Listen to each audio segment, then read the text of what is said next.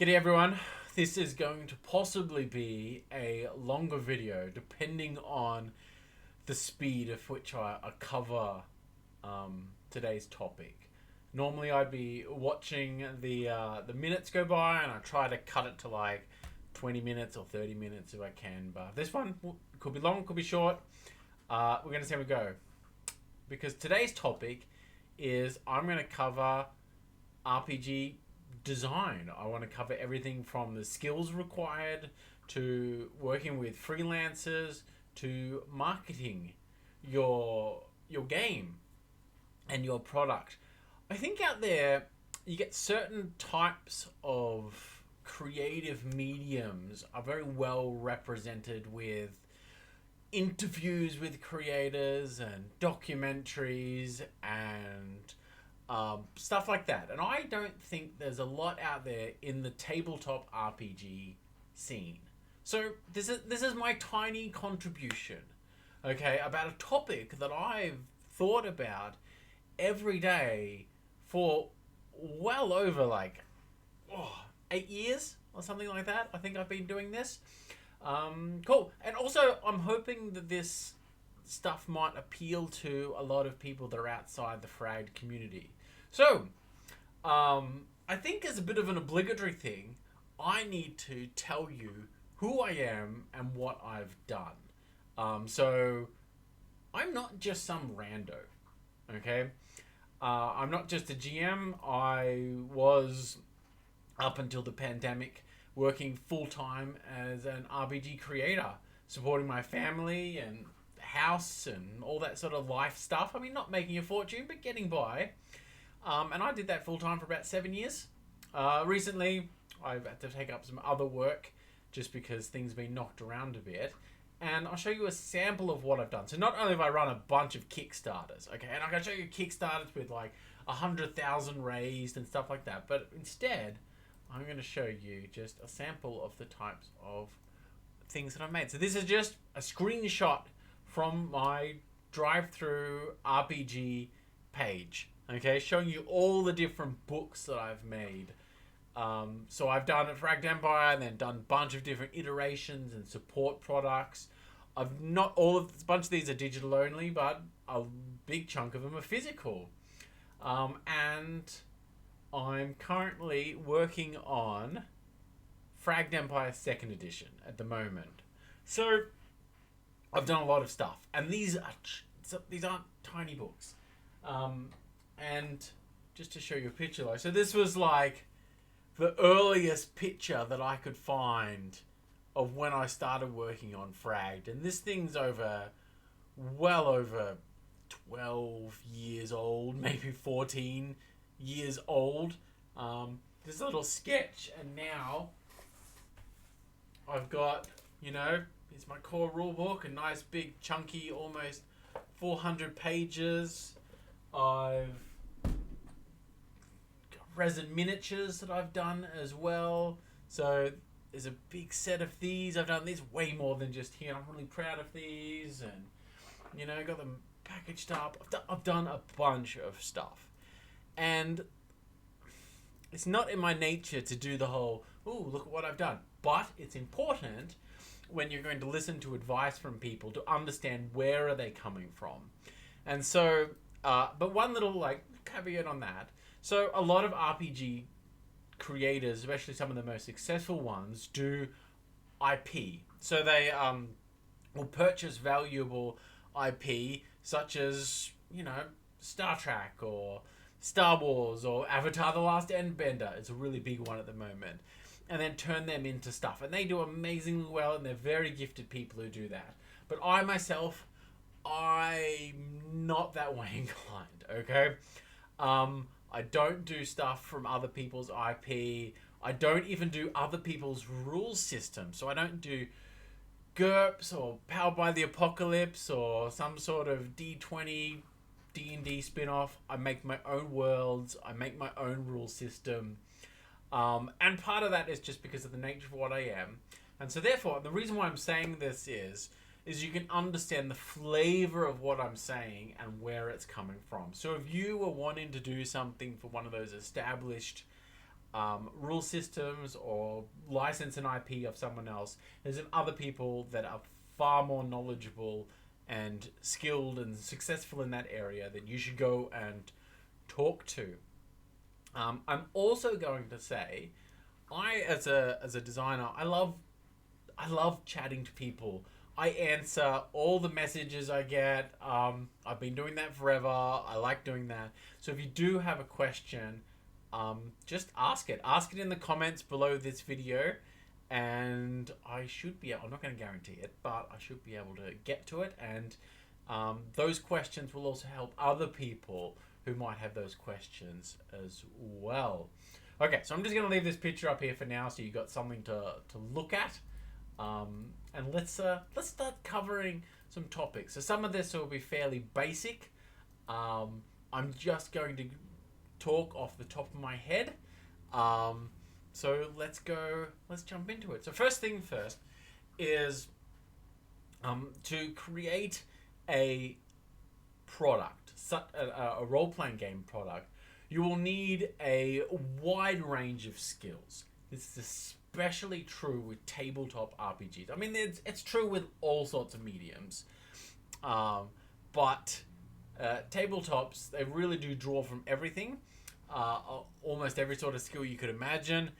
And if you're going to endeavor into this, you need to have a look at what skills do you have, what skills do you think you can learn, and what skills should you go and get somebody else who's already got those skills. Okay? If you try and do everything yourself, you can do it, but it's going to be very hard. If you're really wanting to get the best product possible, you're going to turn into a manager of some sorts, in that getting people with different sorts of skills to work together towards the end goal. So, let's cover some of these skills. And yeah, okay, so the first one is world building. So, this covers everything from story writing to languages, philosophy, science. It's all those sorts of ideas, but then also understanding how to create a world that people want to play a game in. So, an example of some worlds that can have a little bit more, that don't necessarily translate to RPGs as well, is that a world, especially like for example in novels, are often geared towards telling a specific story. You know, about the chosen one. There's not multiple chosens, there's a chosen person. And the world gets created around that person to create the particular story. You know, the Harry Potter, the Avatar, the Frodo, the Bilbo, you know, okay, and sometimes those novels, the skills that you use to create a world for a novel are not necessarily the same as what I would use, according to my sort of take on this, and how to make it an RPG world. So for me, a guiding principle for making a good RPG world is one that creates fuel for other people's creative fires. Okay? Something that creates lots and lots of logs, a nice fireplace, and then hands it over to someone else so the GMs and PCs can tell interesting stories within that world. Also for myself, so I have a keen interest in philosophy and why people do what they do. I'm very interested in culture, but I'm not necessarily the best story writer, so I've got another much more talented story writers to come in, and also I bring in other people who've helped me do like sort of rough out the edges and flesh out the ideas that I've got. Especially I love working with people that think differently to me, have a different sort of mind, a different sort of history, and come up with more interesting ideas to make something more well-rounded and believable and cohesive. Yeah, okay, so I can keep talking. That's a whole nother topic, but let's push forward to another skill. Another one is game design. So this of course obviously covers you know, a reasonable grasp of probability. You know, you're going to be rolling dice, you're going to be making choices, you're encouraging people to make choices between different options, and wanting to have a good grasp of not only to make stuff balanced, but also finding the fun managing complexity, to know where to put complexity, where to remove it. And a lot of this comes from, I think... Okay, so all GMs are mini game designers, just as they are mini world builders, but they're also mini game designers.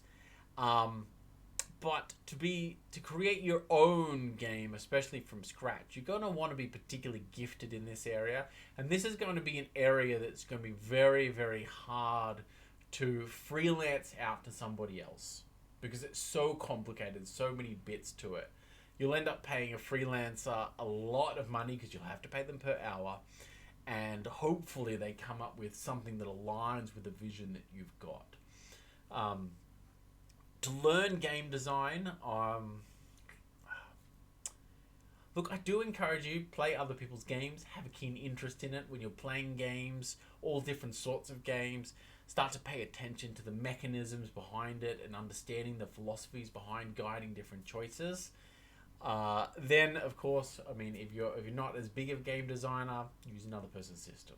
Okay, there's a lot of great ones, generic systems out there that can be adapted. Okay, graphic design is another skill. This is one that I think that a lot of tabletop RPGs lack in this area. Their layouts are often quite minimalistic. Not always. I'm not digging it all. But the reason for this, I think, is because graphic designers generally work within the commercial spheres, while artists and writers often work more in the artistic spheres, and you can have different expectations of value of time. Now, I'm not making a judgment about whether graphic designers should lower theirs or story writers and artists should lift theirs. I think the world is what it is, and supply and demand often results in graphic designers requiring or expecting more money for their services. If you are looking for something a little bit cheaper, you can, I mean, we're kind of getting into the freelance area here. You can find an emerging or a student graphic designer to help you out. Myself, I'm very, very blessed in that I myself am a graphic designer. And I think that has made a very big difference to Fragged. My stuff is just way more visual than a lot of other people's work in our area. I think a lot of RPGs, designers, creators come from writing backgrounds, whereas I come from a visual background, so it makes my stuff flavor very differently. Okay, the next one is marketing. I'm also going to put community management in this area. This one is you can get assistance with marketing. Later on, I'm going to do very in-depth for marketing, but just in relative in terms of like whether you should find someone or do it yourself. Marketing is a job. It's not just something that just happens. You've kind of got to get your hustle on. Get out there, talk to people, build awareness for your work, okay? It's not just about having good marketing, it's also time spent on marketing. And this is one where you can outsource to other people to help you, but it's also something that you're probably going to end up doing a fair bit yourself. Unless you work with another publisher who can handle a lot of your marketing for you. Yeah, okay, so I do pretty much all of my marketing myself, but I'm often pairing up with other things like Humble Bundle, does my stuff every now and again. Drive-Through RPG, that's a marketing tool. Modifius does distribution for me in Europe and stuff, so they help a little bit, but they got a lot of their own stuff going on. Yeah, which then of course let's move into distribution. So distribution is what you could call it production and distribution. This is the ability to get a printer, print your stuff, move pallets of goods by boats across to warehouses, and then warehouses to divide those up, put them in little satchels and send them out to people. So your graphic designer is going to help you get your files all ready to go to the printer. I've done all my printing in China in the past. I've got a really good factory out there. They're really nice and good and very talented people. And then I use warehouse in the UK, the USA, and I just do my own distribution here in Australia. Like, my shed's got pallets of books in it. And my wife and I put stuff in satchels and send them off. So, in terms of distribution, there's a lot of really good fulfillment houses out there these days. It's not like it used to be in the old days. There's a bunch of great blogs out there. The board game Kickstarter community is really good with this stuff. Find some of their blogs. They'll tell you, use these companies. Aetherworks in Australia is a really good one. Okay. And then the next one is a skill that's particularly difficult, is art direction. So this is finding artists, writing artist briefs, and getting good illustrations to put into your book. And that's a whole nother skill. Okay, so just to recap, these sorts of skills you're going to be wanting to look at is world building, game design, graphic design, marketing, production distribution, and art direction. So have a look at those, and you're going to really want to do the more of them you can do yourself, the more money that you're going to have to spend on other areas, and the more freelancers you bring in, of course, it's going to cost more money. So have a look at that. When you're going to create a product, you need all of those. You can't skimp on any of them. You can't not have one of those skill sets. So make sure that you've got a plan. Cool. Okay. So the next thing is, let's have a quick talk about working with freelancers. So let's say you've identified one of these areas that you are not skilled in. You don't think that you can get up to a competent level in it. So you've gone out and you've found freelancers to work with. Now, firstly, how do you find freelancers? A lot of this comes down to networking. There's a bunch of Facebook groups out there. Pay attention. Look at other products, credits, and jump on social media. And you've kind of just got to find them. Look around. Look to see who's looking for work, who's creating a sort of work that would be a good fit for your project. So let's assume you've got someone. There's an old saying, and this thing is like ancient, okay, is when you're looking for like someone to do a job for you, pick two, either good, cheap, or fast. Okay, and this applies to freelancers, although I might slightly reword it. I might say you're either looking for quality, value, or professionalism. Okay, and if you're a freelancer, pay attention to this. You need to be two of these things, and this is super true. So let's say that you're working with a writer. Okay, so first thing is, are they a talented writer? Then, is their cost per word that they're asking for, or cost per hour, reasonable for what they're producing? So let's say, and this one's a little bit connected to that one, in that, okay, let's say they're a mediocre in terms of skill level, but they're asking either too much or too little. That will define whether they're offering good value for money for what they're doing. The other one, and this is the last one. I don't say fast, I say professionalism. You would be staggered to know how many people lack this one. And this one should be the one that is the easiest to get. Okay? Becoming a good artist or a good writer is a lifetime skill. Takes you forever. Okay? And then, as a freelancer, you never want to be cheap. You want to be like, increase your efficiency, your money per time that you're getting. Okay? But this one is the one that everyone can do. So be professional.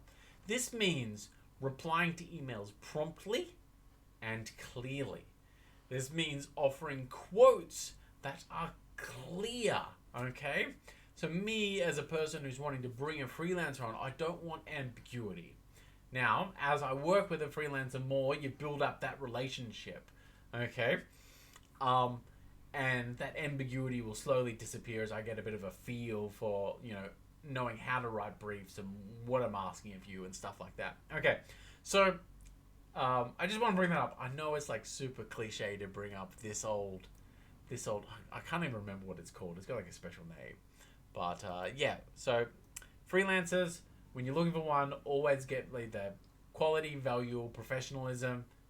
Find one that's got two. If they've only got one of them, don't work with them. I mean, no, don't work with them.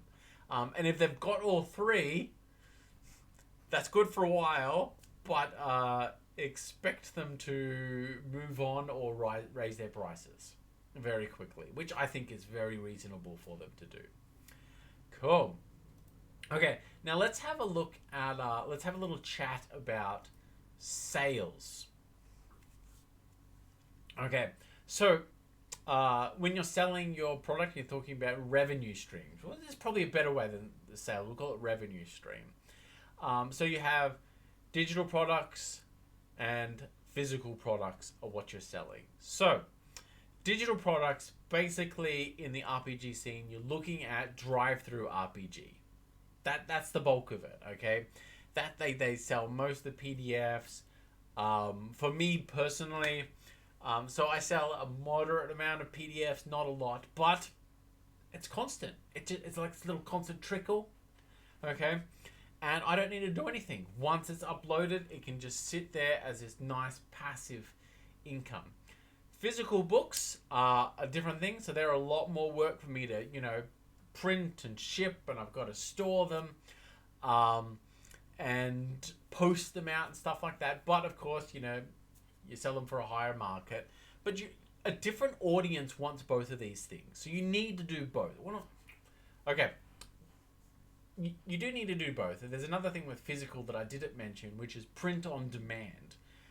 So that's a service that Drive-Thru RPG does. I've never done print on demand because my books I kind of view as beautiful works of art, for lack of a better way of putting it, okay? And print on demand is not as good printing. It's not as good paper as a normal sort of, standard offset printing. But the way print on demand works is that someone places an order, the print on demand prints it, and then ships that one unit out. So it costs them more per unit to the customer and of lower quality, but the advantage is you don't need to go and order $1,000, $2,000, $3,000 books and store them in big pallets and stuff like that. So there's no extra burden on you as a creator. And I actually think print on demand is a really good direction for most indie RPG people, unless you really want to go right in deep to the heart, like the full experience. Okay, so you want both of these products, and the reason is because they appeal to a different sort of customer. So some people might just have a fleeting interest in your product, or they don't want to spend as much money on it. They're not as invested, they're lightly invested. So you want to give them something, and that's where a digital product comes in. Then you've got your physical products. So you have different types of people get there. So some are the people that have fully bought into what you're selling. They love it. They're a fan. They want the full experience. They want the best quality because they know they're going to get a bunch of use out of it. So they want a physical product. So that's why that's it. And that appeals to them a lot more. And of course, send them a free digital copy along with their physical copy. Just because it's polite. It's polite. The other one is you've got a bunch of RPG people who are collectors. They're never going to play your game, but they love a beautiful role-playing book, and then it's full of stories and illustrations. They like looking at your different game design ideas. That kind of it's a pleasurable book and a pleasurable thing to have on their bookshelf, and that is what a physical book will appeal to that sort of person as well. So, the other thing that I think that a lot of people don't understand about RPGs, or that's unique to the RPG industry as opposed to other industries, is how sales rates often go. So, board games, for example, as far as I'm aware, often have a shorter lifespan. Product's life might just be measured in months or a year. Okay, if you've got something really good, it will go for a lot longer. But nearly all of them have these really short lifespans. And this is because board gamers will collect a bunch of board games, they play one for a while, and then they sort of move on to the next one. They sort of put them in rotation and stuff like that. Because they're themselves as a board gamer might, when they think, oh, I'm going to play a board game tonight, they've got like 12 options, okay, they might select from.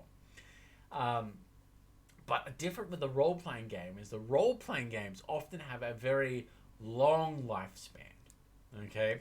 So I would say that if you released a role-playing game book and a second edition within 5 years, your community might get a bit grumpy at you, you know? Whereas a board game might love it, you know? Second edition comes out 2 years later, fantastic development speed. Whereas with tabletop RPGs, they're not like that. They're bigger products. They're bigger investment. RPGers will often have the one RPG rule set that they use. And that's the one that they do. And you as a developer, this means that your revenue is often going to come through what they call the long tail. Okay?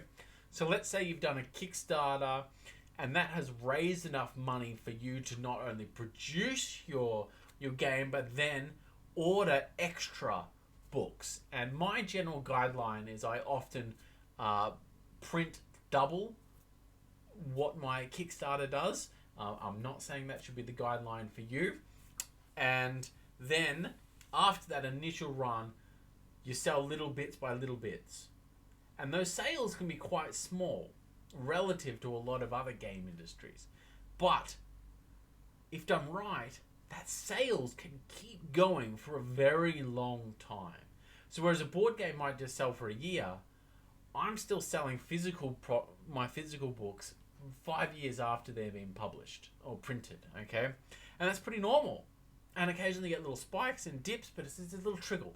There's a very long trickle. And because I've got a larger library of products, with all of them providing a small trickle, together that creates something that can sustain my business, okay? So I just wanted to I think that's a really important point for you to understand about creating an RPG, okay? Okay, let's now we're going to dive in a little more detail in marketing. And this is the big question that everyone asks: how do you market your game? How do you get people out there to pay attention to it? And there is no silver bullet. And as I hinted at before, a lot of it is just, you got to put time and effort into this. And this is something that I beat my head against every day for many, many, many, many years, and often it feels like a small return, okay? But it's just, there's no other way around it. I myself am not the most gifted marketer, okay? I'm just not very good at connecting with blogs and influencers, or putting together Facebook ads and sales and doing buy now kind of pushes. I'm not very good at that. At my heart, I'm a creator. I love to make, and that's where I want to put most of my time. But also, I like people, and so therefore, I like community building. I like chatting to people, and I think that's something you need to be a bit of aware of yourself when you're sort of working through these things. Is be aware of your nature as well as your strengths and weaknesses. So my marketing advice is not coming from someone who's amazing at it. Okay, I'm not even someone who's had a huge amount of success. I've had, we'll call, enough success. And yeah, okay. So firstly, I'm assuming this advice is coming for somebody who's created a product. Okay, it's a good product. It's well produced. I could go into the whole how to launch a Kickstarter and build a community before you have a product, and I think that's something that people might want to hear about. So hopefully I remember I'll talk about that at the end. Okay, I'm just making a note so I remember to chat about it. Okay, so firstly, let's have a look at digital marketing and the different sorts of avenues in this area. So the TLDR is mailing lists are the best. Discord is great for community engagement. Everything else, a minor boost. Okay, so let's talk about the mailing list. So I just use MailChimp. Okay, there's a bunch of other ones out there these days, and this is something that I used before my first Kickstarter, and it has always been amazingly good. So the way that I use it is that on my website I have a place where people can sign up if they're interested in my game, or they want to be alerted to when the next Kickstarter is launched. And I did that in my early marketing days, and when I'm going to do a big marketing push, I'll do that. Have a little link, people can sign up. And I always put the little proviso there that I'm only going to use this mailing list to let people know when I'm launching a Kickstarter. Okay? And I think that's really important to be clear with people. If you're getting people to sign up for a mailing list and you're going to intend to mail out every month or 2 months to them, just sort of here's an update on what I'm doing, you should let people know. And the reason I think it's been advantageous what I've done is it's made people feel more comfortable to sign up, because they know they're not just going to get a bunch of marketing material sent them. They're just going to be notified. And I think a mailing list has become more valuable as social media has changed. Okay? It's really difficult for me to reach all of my Facebook group, people who are following my Facebook group or follow me on Twitter or what have you. It's increasingly difficult for me to reach them. Okay? Because those platforms are trying to get me to pay them lots of money to reach my own audience. Whereas a mailing list, you don't have that. Now, of course, some get caught in spam filters. People change mailing. You always get a dropout rate. Cool. Anyway, mailing list. Start one now. It's fantastic. Build on it. Next thing is drive-through RPG emails. So these are in order of how helpful they are. So drive-through has a specific system that if you want to, you can email people who have purchased one of your previous products. Now, I use this a lot like my mailing list in that I make people alert to when I'm launching a Kickstarter. Now, to have an external link that's not to Drive-Through RPG in this email, you need to send Drive-Through an email. Basically say, I want to send an email to my customers about my Kickstarter launching. Write the email along with the subject heading. Then give them a link to your Kickstarter. They'll have a look at your Kickstarter, and as long as you've got a Drive-Through RPG logo there, they'll approve it, and they will email out to everybody, hey, Fragged Empire's launching its 2nd edition Kickstarter. Here's a link. Helpful. Really good. And that's going to get you a lot of attention, because everybody on that list is not only a role player, but someone who's purchased one of your previous things. So that one's been very handy for me. I know it's not as useful for new RPG creators, but it will become useful the longer you've been doing it and the more products you have out there and people have been purchasing. Okay, the next one here is, we'll call it community word of mouth. Okay, so this one, of course, you can get the whole viral buzz. Okay, so let's say everyone loves to back a winning horse, as the saying goes. So if your Kickstarter has gone really bonkers, or you've got some sort of resonance in some whatever, it goes viral, everyone chats about it. Okay, and they start threads, and they might talk about it on like Facebook groups or subreddits or different forums. That's all pretty useful. Okay, and that stuff is, you can't count on it, but sometimes it does happen. As I talked about earlier, I'm more of a community builder. I find that Discord's really helpful for that, because I love chatting to people, and I love chatting to RPGers, and especially if they want to chat about Frag stuff or whatever. I like talking to them, and then you're keeping those people engaged, and you're sort of helping them to understand and connect with what you're doing. And then they go tell your friends. And you'll find that often young people are quite good at that. They got more time and they're very sociable. They go chat to people, whereas older people have a bit more money, but then they have less time. Anyway, that's one that you don't have the greatest control over, but I would just say be nice. Don't talk about politics and other contentious issues. Do community too heavily. I don't know. I don't want to make that a hard rule. Sometimes, even I break that one. Hashtag lockdown in Melbourne. Okay.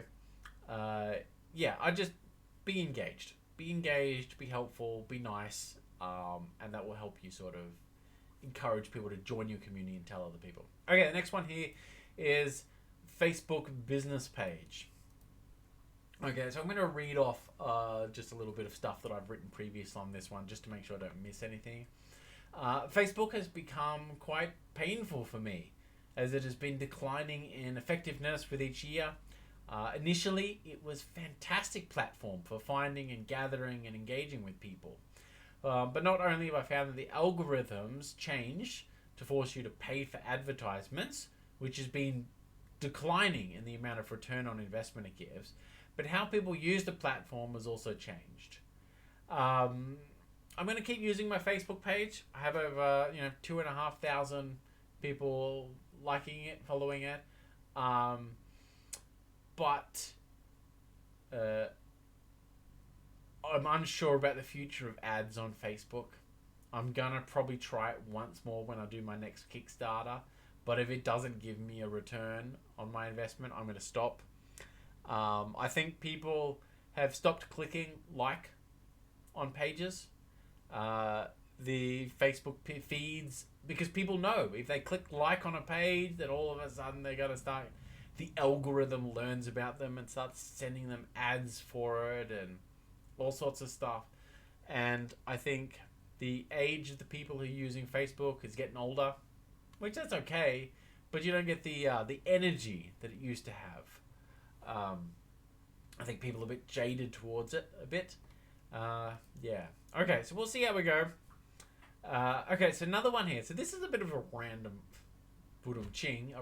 one. Is a group called the Random Worlds Q&A. Okay, this is an obscure little RPG community that has been super helpful over the years and has always brought in new people for me. There's a guy named Dan Davenport who runs it. You can find Random Worlds, just type Random Worlds Q&A maybe on Facebook or something like that. And they have a Discord group now.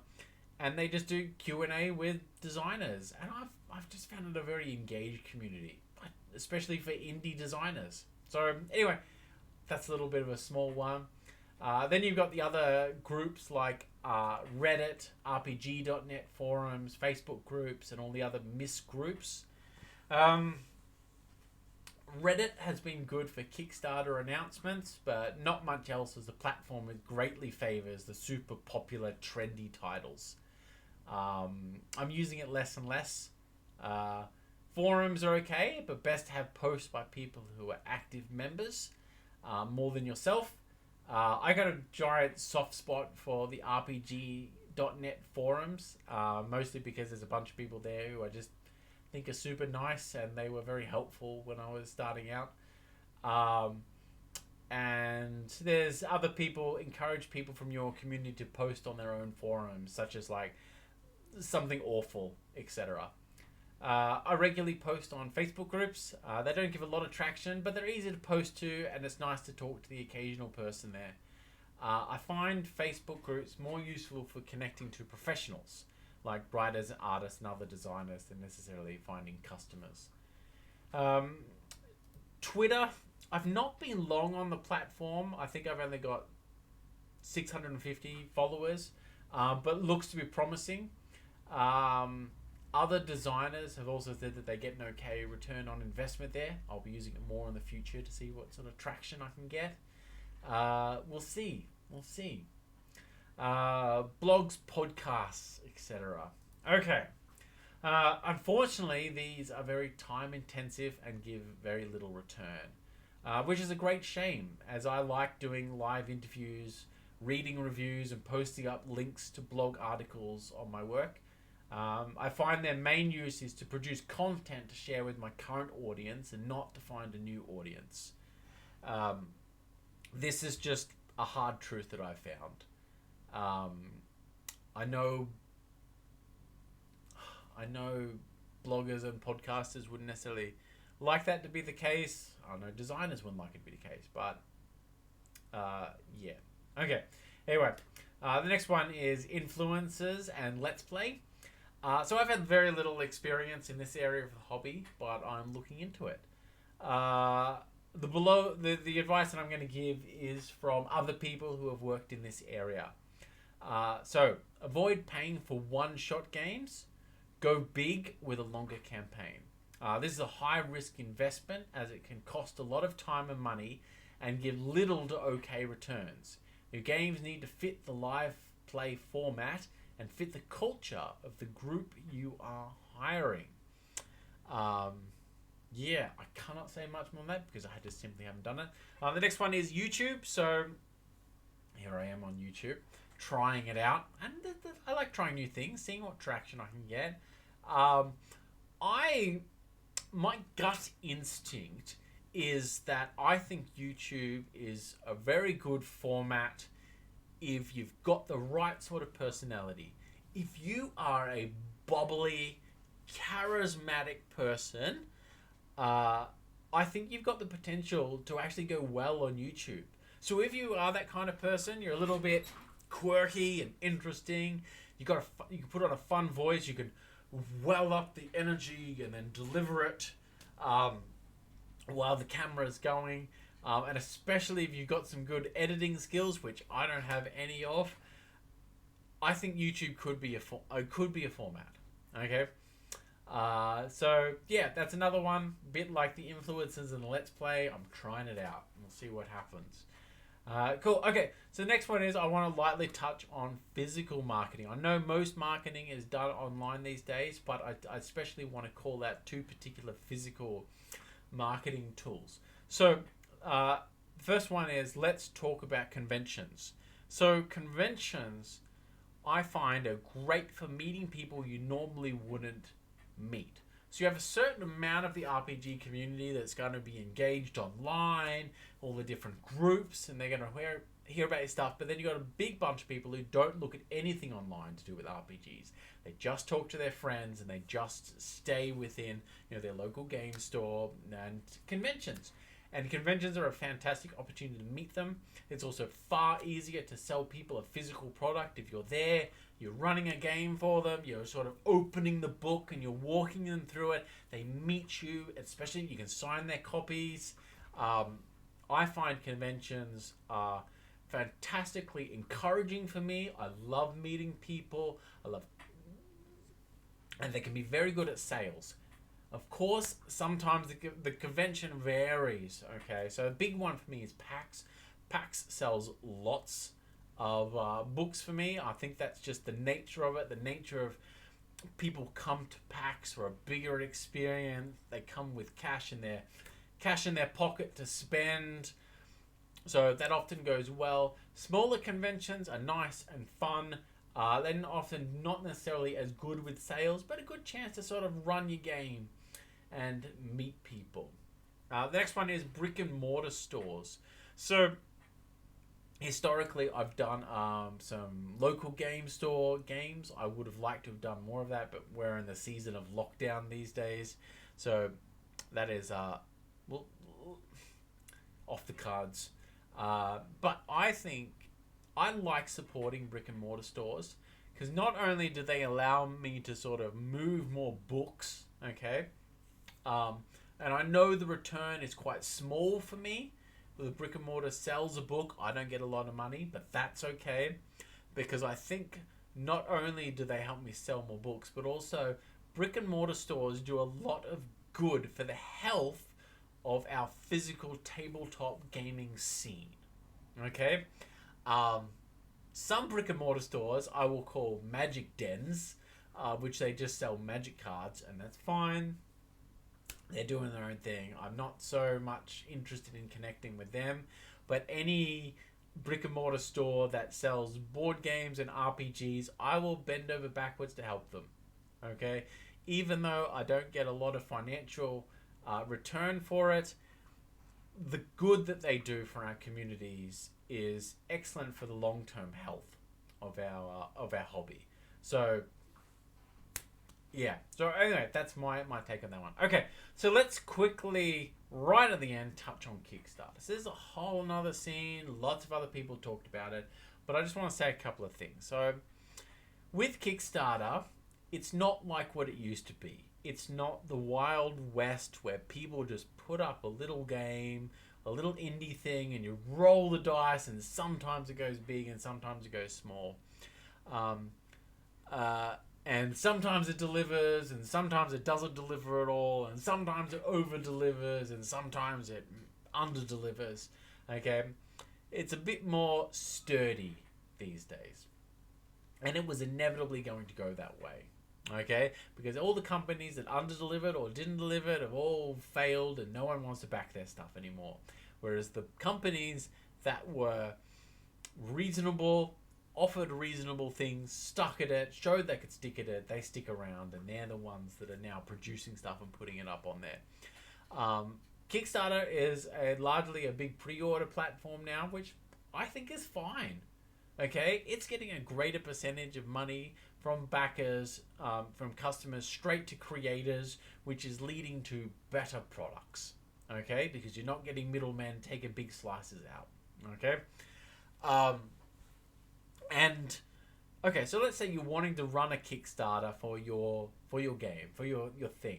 Okay, so I would say the number one rule about Kickstarter, well, two things I'm going to say is super important. If you understand these two, you will be fine.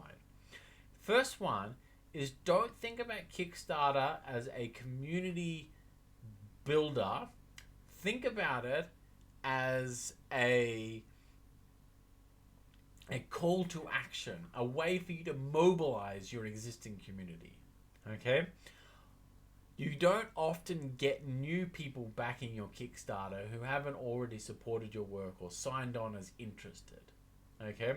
So what you're going to want to do is get out there and build people interested in what you're doing before a Kickstarter. Get a mailing list, get a website, get your Facebook group and what have you. Get people engaged, show them pictures of what you're doing, write about your process and what you're up to. Chat to people, show what you're doing is exciting, and then when the time comes, you click the go button and launch your Kickstarter, and they'll jump on board. And it gives them a way of giving you money to get the product.